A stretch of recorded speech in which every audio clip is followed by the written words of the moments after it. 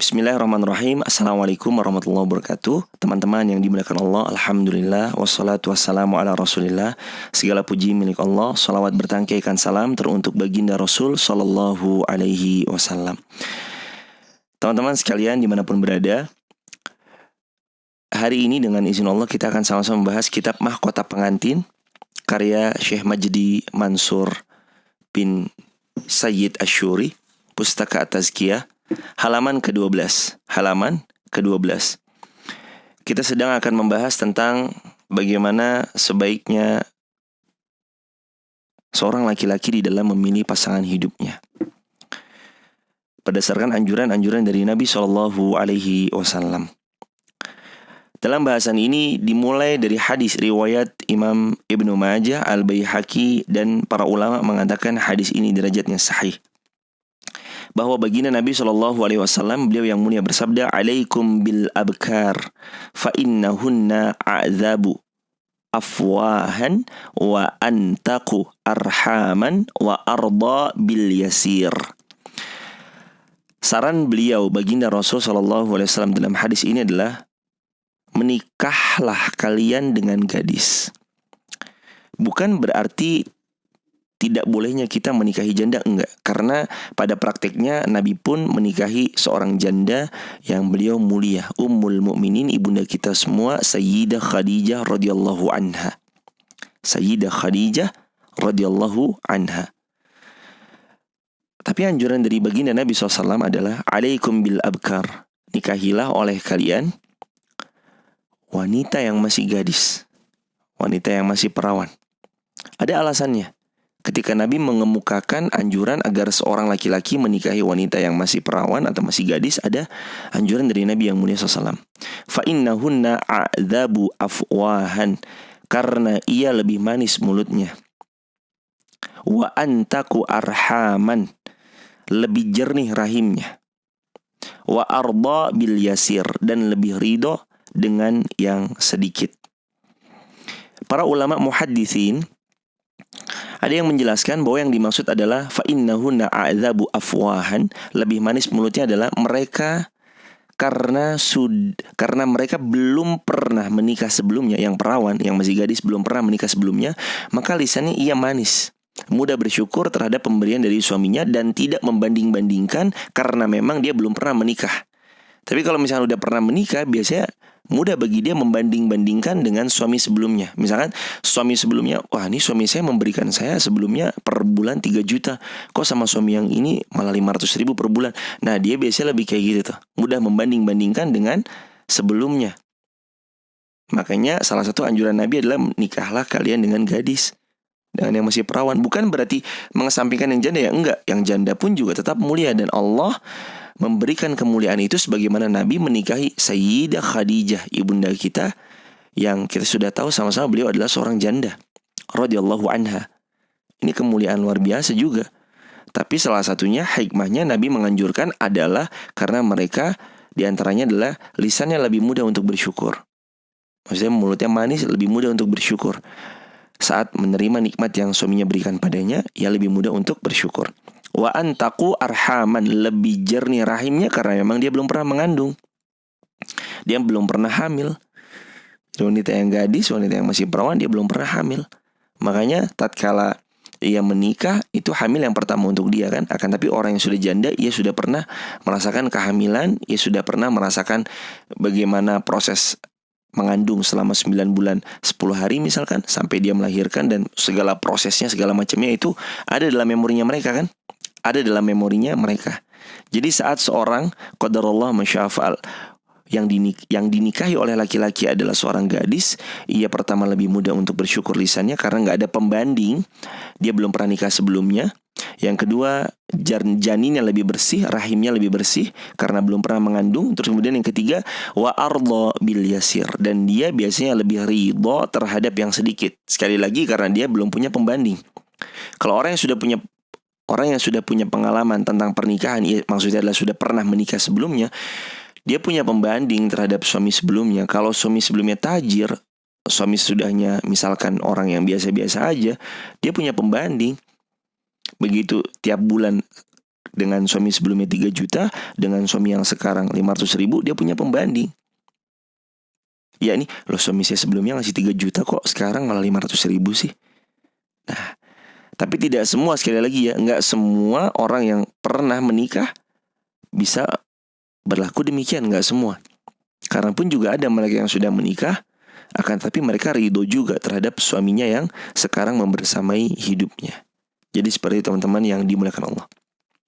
Kita lanjutkan hadis Nabi SAW ketika Jabir radhiyallahu an menikah dengan seorang janda. Nah, ini juga ada bentuk salah satunya seseorang sahabat memuliakan sahabiyat, yakni dengan menikahi seorang janda. Yang mana itu juga tidak masalah dalam Islam. Maka Nabi SAW kemudian berkata kepada Jabir, "Ala tazawwajtaha bikran tula'ibuka wa tula'ibuha wa tudahikuka wa tudahikuha." Wahai Jabir, kenapa engkau tidak menikah dengan gadis yang engkau bisa bermain dengannya dan ia bisa bermain denganmu? Dan ia bisa mencandaimu dan engkau bisa mencandainya. Hadis riwayat Al-Bukhari, riwayat Imam Muslim. Nabi menganjurkan untuk menikahi wanita yang subur, nanti dapat memiliki banyak anak, dan Nabi tidak menyukai wanita yang dalam tanda kutip mandul, tidak bisa melahirkan anak. Sebagaimana disebutkan dalam Sunan Abu Daud dari Ma'qil bin Yasar. Nanti ada bahasan hadis sesudahnya, tapi kita kembali kepada hadis sebelumnya. Ketika Nabi menyampaikan kepada Jabir SAW, wahai Jabir, Jabir kan cerita, ya Rasul, saya nikah dengan siapa? Nikah dengan janda. Ya Rasulullah, saya nikah dengan janda. Kata Rasulullah SAW, kenapa engkau gak menikah dengan gadis, wahai Jabir? Karena kan gadis engkau bisa mencandainya, ia bisa mencandaimu. Kemudian engkau bisa bermain dengannya, ia bisa bermain denganmu. Ini Nabi bertanya gitu. Ternyata Jabir punya alasan lain. Saya menikah dengan janda alasannya karena ini ya Rasul. Kemudian Nabi pun juga gak ada masalah. Boleh. Menikah dengan seorang janda boleh, gak ada masalah. Dan buat teman-teman laki-laki, misalkan qadarullah mendapati memang janda, calon istrinya gak ada masalah, bismillah. Semua niatkan karena Allah, mudah-mudahan mendapatkan wanita yang salihah, janda yang salihah, yang beliau ridho terhadap pemberian suaminya walaupun tidak banyak, dan itu semua mudah-mudahan menghantarkan kepada kebaikan. Kemudian baginda Nabi SAW menganjurkan juga agar seorang laki-laki menikahi wanita yang banyak anak. Maksudnya adalah mampu memiliki banyak anak. Sebagaimana hadis Nabi SAW dalam Sunan Abu Daud, Ja'a rajulun ila Rasul sallallahu alaihi wasallam faqala inni asabtu imra'atan dhata hasabin wa mansibin illa annaha la talidu afa atazawwajuha fanaha summa atah athaniyah fanaha summa atahu thalithah fanaha faqala tazawwajul waludal wadud fa inni mukathirum bikum. Dalam riwayat lain, fa inni mukathirum bikum umam.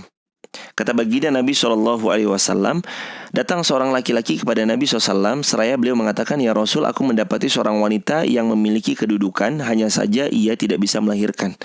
Maksudnya adalah, ya Rasul, saya punya calon ya Rasulullah. Calon saya itu beliau punya kedudukan, punya jabatan, tapi sayang beliau mandul, gak bisa punya anak. Apakah boleh aku menikahinya? Laki-laki itu nanya ke Nabi. Kemudian Nabi SAW melarangnya. Fanahah, Nabi melarangnya. Kemudian ia datang lagi untuk yang kedua kalinya. Kata Nabi yang mulia, fanahahu, maka Nabi melarang beliau. Fa'atah ats-tsalisah. Kemudian laki-laki ini datang, atahu ats-tsalisah, datang untuk yang ketiga kalinya. Kemudian Nabi tetap melarangnya. Kemudian datang beliau, seraya beliau mengucapkan tazawwajul waludal wadud fa inni mukatsirum bikum umam.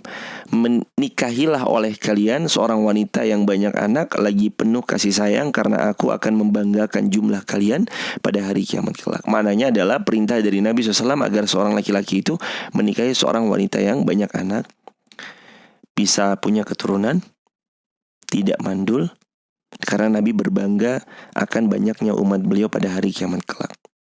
Jadi anjuran untuk para laki-laki yang hendak menikah, pilihlah seorang wanita yang subur, yang bisa mengandung. Mudah-mudahan kelak Allah berikan keturunan yang banyak, yang saleh-saleh. Amin ya rabbal alamin. Juga anjuran Nabi yang mulia SAW dalam salah sebuah riwayat Imam Ibnu Majah menurut para ulama hadis ini derajatnya sahih.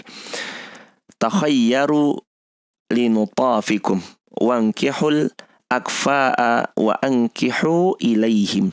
Pilihlah wanita untuk tempat kalian meletakkan sperma kalian. Maksudnya adalah pilihlah wanita baik-baik sebelum nanti kalian meletakkan bibit kalian pada wanita tersebut.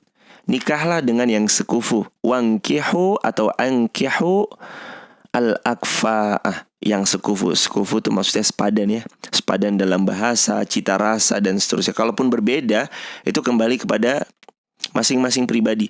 Ada yang mungkin bisa menyelaraskan, menyepadankan, atau memang mereka sekufu, nggak ada masalah. Tapi lebih nyaman, anjuran dari Nabi yang mulia SAW adalah sekufu. Dalam apa? Sekufu dalam harta, nggak jomplang banget lah. Sekufu dalam pendidikan, sekufu dalam bahasa, sekufu dalam cita rasa makanan, sekufu dalam visi misi. Makanya kalau orang ta'aruf itu biasanya dilihat tentang visi misinya. Ini visi misinya nih sekufu nih, maka dia dianjurkan untuk menikah. Kalau beda kufu, maka biasanya diprioritaskan untuk memilihkan form ta'aruf yang sekufu terlebih dahulu sama visi misinya. Penghasilannya pun juga sesuai dengan yang diinginkan. Kriterianya misalkan pengen punya suami yang berpenghasilan minimal 1 juta rupiah per bulan misalkan, itu gak ada masalah, dituliskan di form ta'aruf itu. Nanti dicarikan yang sekufu, supaya tidak dengan jalan hidup atau gaya hidup yang sudah biasa sang wanita lakukan, tidak terlalu jauh banget perubahannya. Jadi memang anjuran Nabi SAW adalah wankihul akfa. Jadi nikahilah wanita yang sekufu. Kita tuh suruh menikah dengan wanita yang sekufu. Wa ankihu ilaihim. Dan nikahkanlah anak gadis mereka dengan anak gadis kalian dengan mereka. Maksudnya adalah menikahlah dengan yang sekufu tadi. Nikah dengan yang kualitas pendidikannya sama, bahasanya sama, sukunya sama. Makanya gak ada masalah tuh kalau ada orang misalkan Jawa menikah dengan Jawa. Walaupun juga gak ada masalah juga ketika seorang suku yang lain menikah dengan suku yang lain. Misalkan Bugis menikah dengan orang Padang, orang Aceh menikah dengan orang Jawa, orang Sunda menikah dengan orang Jawa. Itu gak ada masalah sama sekali. Orang Betawi menikah dengan orang Jawa, gak ada masalah sama sekali. Dan dalam Islam itu selama mereka satu kalimat la ilaha illallah Muhammad Rasulullah, udah satu password kan, gak ada masalah menikah. Walaupun beda negara, orang Saudi nikah sama orang Indonesia, Indonesia nikah sama orang Inggris, gak ada masalah. Dan itu boleh-boleh aja. Tapi anjuran Nabi sekali lagi, nikahlah dengan yang sekufu. Supaya apa? Supaya gampang kita, komunikasinya gampang, menata kehidupan selanjutnya setelah pernikahan lebih gampang. Dan ini anjuran baginya Nabi SAW, sebagaimana dalam hadis riwayat Imam Ibnu Majah. Wallahu a'lam bishawab. Ini yang dapat disampaikan. Subhanakallahumma bihamdika asyhadu an la ilaha illa anta astaghfiruka wa atubu ilaik. Wassalamualaikum warahmatullahi wabarakatuh.